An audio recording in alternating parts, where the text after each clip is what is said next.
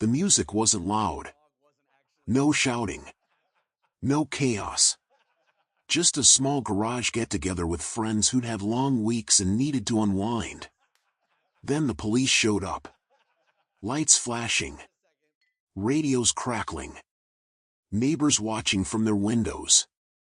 The HOA president stood outside, arms crossed, looking satisfied. She'd called 911 and told them an illegal party was getting out of control. What she didn't know was who was actually inside that garage. Because as the officers stepped closer and the garage door started to open, the situation flipped instantly, and the call she made was about to become the worst mistake of her HOA career. The garage had always been the gathering spot. Nothing wild. No flyers. No open invite. Just a place where a few friends met after long shifts to unwind, talk, and forget about work for a couple of hours. Folding chairs, a small speaker, a cooler in the corner. The kind of thing that had happened dozens of times before without anyone batting an eye. The neighborhood itself wasn't new to gatherings like this. Barbecues on weekends. Birthday parties in backyards.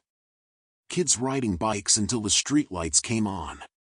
It was quiet, predictable, and for the most part, friendly. The HOA had rules, of course. Parking guidelines. Noise expectations. Guest limits that were vaguely defined and selectively enforced. Most people learned to live around them without issue. But things had changed recently. A new HOA president had taken over. Someone who believed rules were meaningless unless they were enforced aggressively.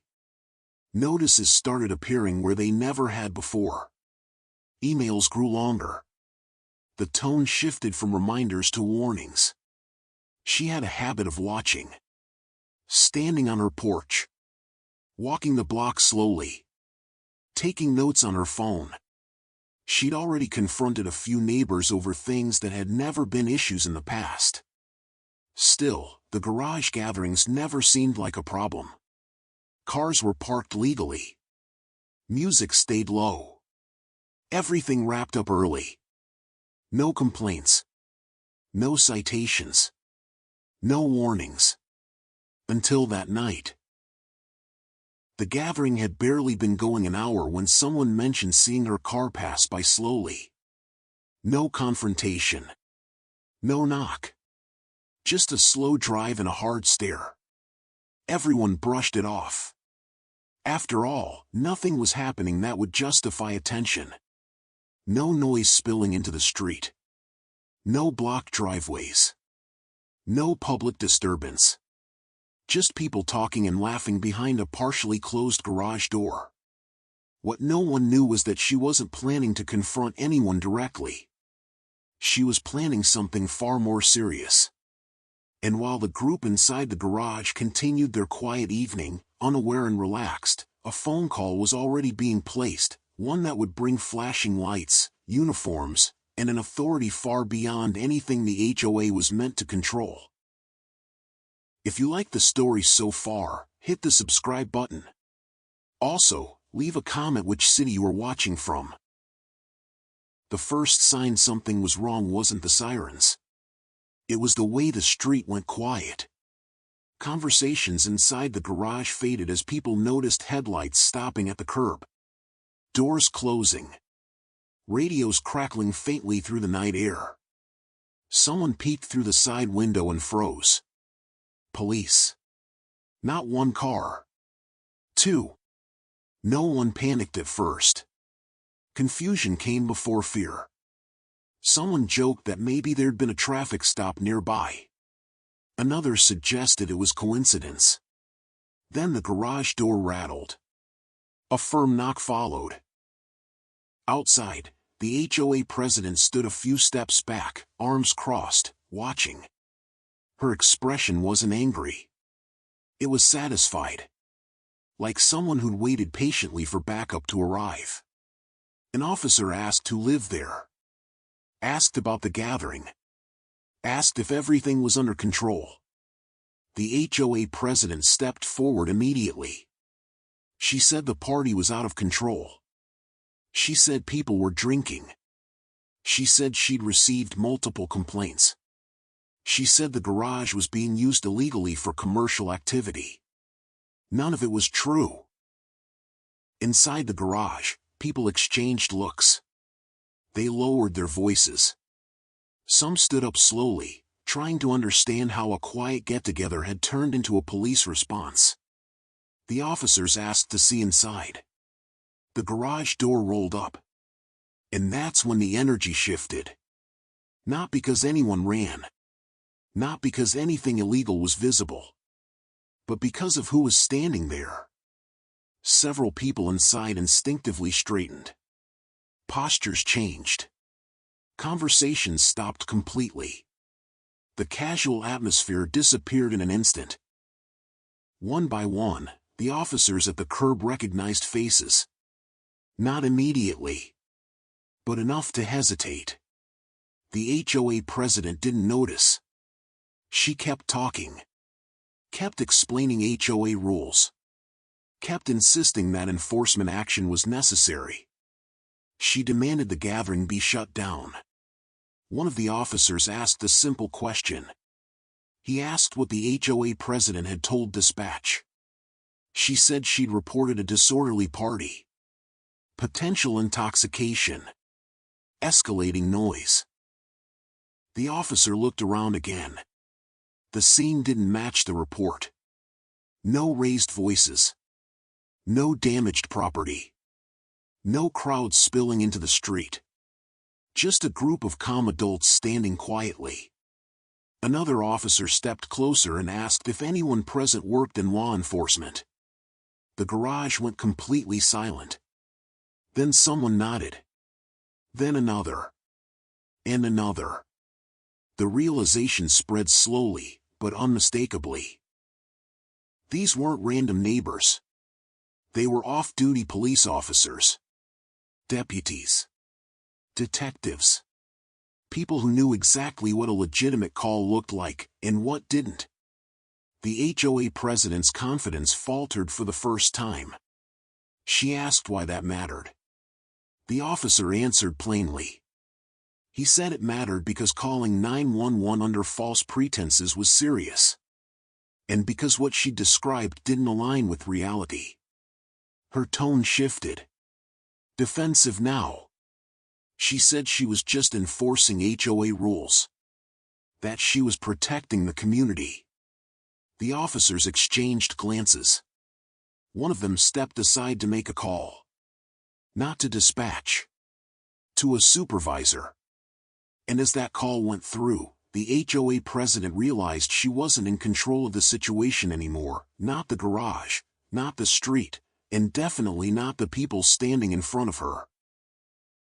The supervisor arrived quietly. No sirens. No lights.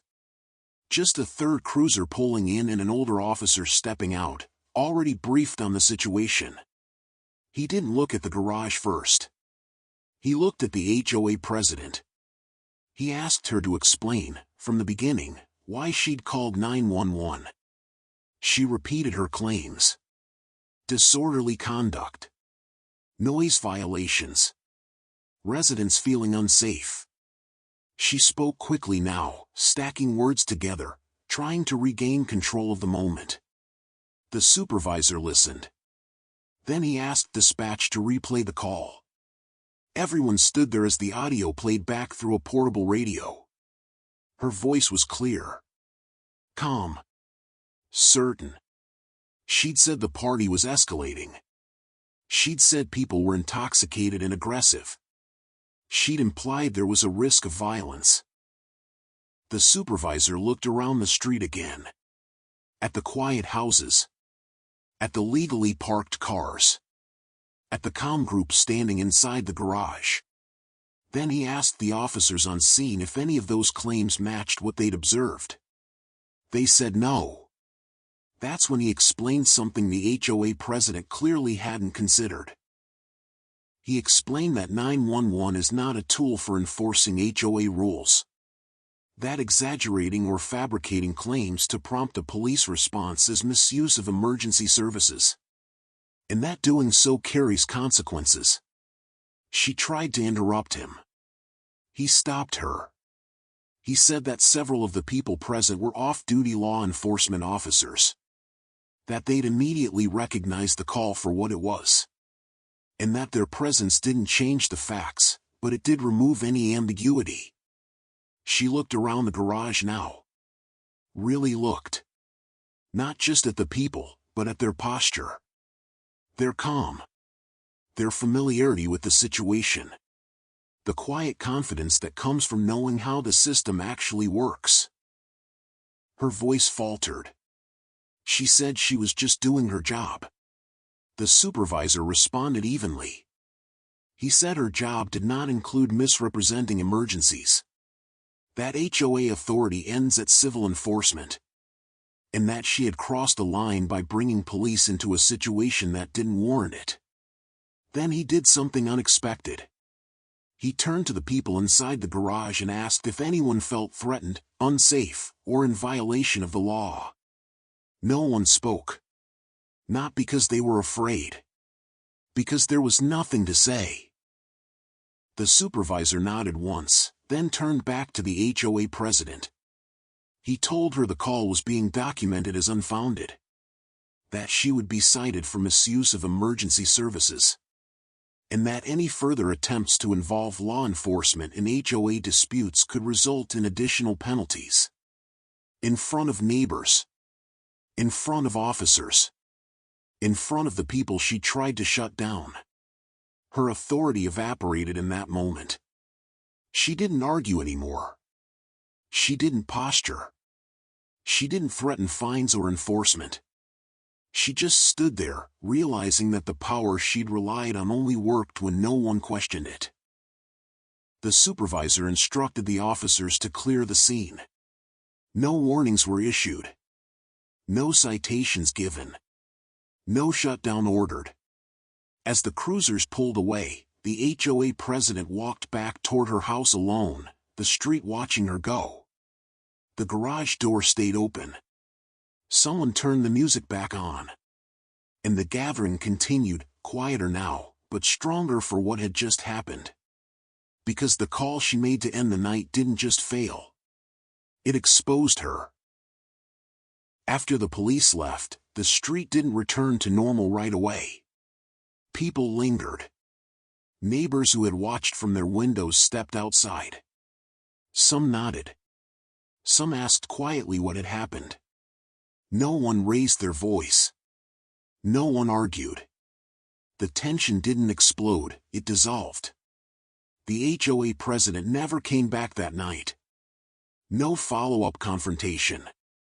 No last warning. No email blast explaining her version of events. The confidence she'd arrived with had disappeared the moment her authority was questioned publicly. The gathering continued, but it felt different now. Not reckless. Not defiant. Just grounded. People talked in lower voices, reflecting on what they'd just witnessed. How quickly something harmless had been turned into an emergency. How easily authority could be abused when no one pushed back. And how fast it collapsed once it was examined closely. Over the next few days, the fallout became clear.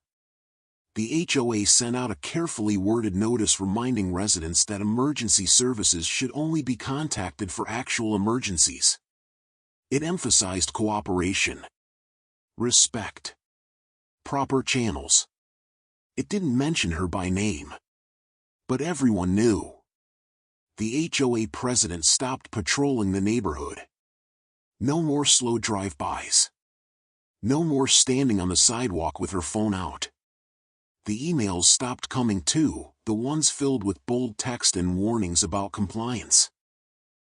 A few weeks later, her name was removed from the HOA board listing.